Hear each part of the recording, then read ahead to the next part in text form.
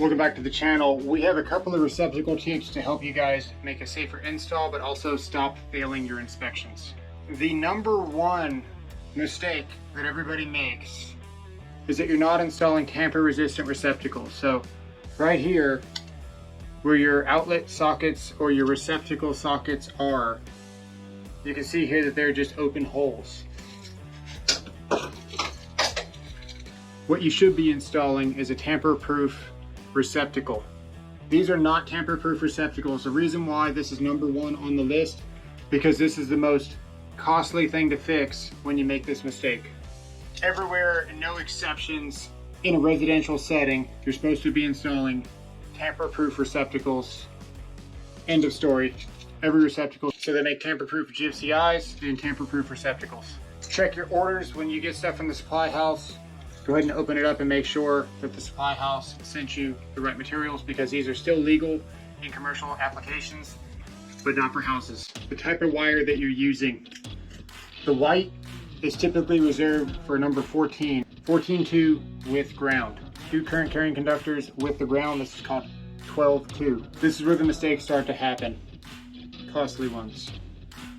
If you penetrate the vapor barrier in the ground, if you're digging into the concrete, you're running power for an island, something like that, and you're in the slab, you need to run this. Typically you would install into something like Smurf tube, Carflex, some kind of PVC, some kind of material like that. Just because you've run it inside of a raceway, it's going to protect it from the damp or wet location. As far as the public is concerned, the interior of that pipe is still considered whatever location the raceway is installed inside of. So in this case, even if you have PVC in the ground, you still need to run UF cable. And UF cable is preferred because as soon as you leave that raceway or pipe or whatever you're running underground, you can run right on the stud with this. Go to your junction box and transfer over to your regular Romex material. Don't forget your nail guard at the bottom plate of your stud. All right, next up, this is not one of them, but make sure you're installing WR rated receptacles if you're outdoors, period. Doesn't matter where you are outdoors. If it is outside, even if it's under a cover, even if it's in a bubble cover, it has to be WR rated. If you are in an area where direct sunlight, direct water, rain, something like that can get onto it, you must install an in-use style extra duty rated bubble cover. It has to be extra duty rated. You can install a flip style cover. All your receptacles outside must be covered. And the whole time while this is plugged in, your receptacle stays covered from the elements. One of the most important things that you can do, make sure that you wrap it the same direction that you're going to turn the screw so it tightens itself. If you make up a device, there is really no indicator without some equipment to let you know that the ground is not connected.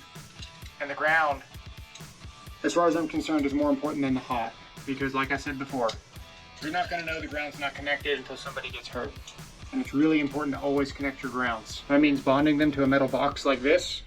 In this case, we have a raised bump out here, and this is where the ground screw goes. Almost all your boxes nowadays have bump outs to where you can install this. If it doesn't have one, tough, figure it out. You need to bond all metal boxes. Let me tell you something very quickly about this box. This only has the fill allowed for 1 cable, not 2, just 1. So if you're installing these for sconce lights at the front of your house, you need to know that you need to bring 2 separate cables from your switch, 1 to this box, 1 to the other box. You cannot bring 2 in and try to pigtail or daisy chain to the next box.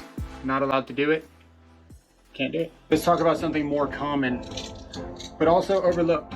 And it's not the backstabbing. We're gonna get into that. It's not how to make it up. It's not which way to turn it. It's not all the typical things. Typical. It's not all the typical things that you see on these receptacle videos. Come on over here. First off, these push-ins, if you ever do use them, because believe it or not, you are allowed to use the backstabs for this receptacle. It's designed for use. I don't recommend doing it, but legally, if you saw this and had to inspect it, you unfortunately would have to approve somebody backstabbing a device. That's just the way it is. They're listed for it. Still, don't recommend you doing it. If you are going to do it, they are for 14 gauge only. And you want to follow all these instructions, and it does have the gauge of how much to strip. Let me show you very quickly why you don't want to do this. First, I'm going to tell you about the mistake that not very many people know about what they're making. You want at least 1/4 inch of sheathing, even on your non-metallic boxes. It's 1/4 inch of sheathing. You also need 6 inches of free conductor extending out of these boxes. This is the problem. When you attach these like this, and you have a weak connection point to where this screw is sending power to this screw because you're in a loop. So you got multiple receptacles like this. Got a plug here. Okay, the better way to do this is to strip in all of your wiring. Cut them flush. Plug them in the back of the box. And then do the same thing with your pots. And we're actually going to use a Wago. These are the lever nuts.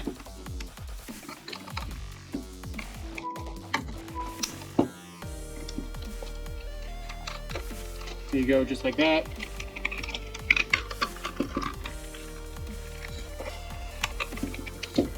So what have we done here? We have made the connection point back here.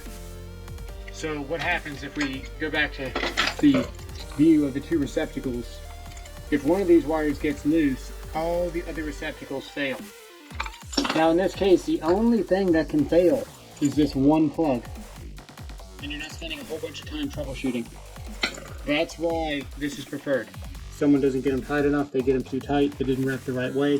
Whatever happens, especially if you have a towel guy that's taking your backsplash apart and then tried to put these back, they're not electricians. They almost never tighten these things back up properly. These are called spark guards or box extenders. I'm actually going to install this around this receptacle, and it will extend the finished surface all the way out to here to where it's protected from sparks, fires, things like that. Really important for electrical, and it's also code. You just bend this down like this, get this around here, and you're already rocking.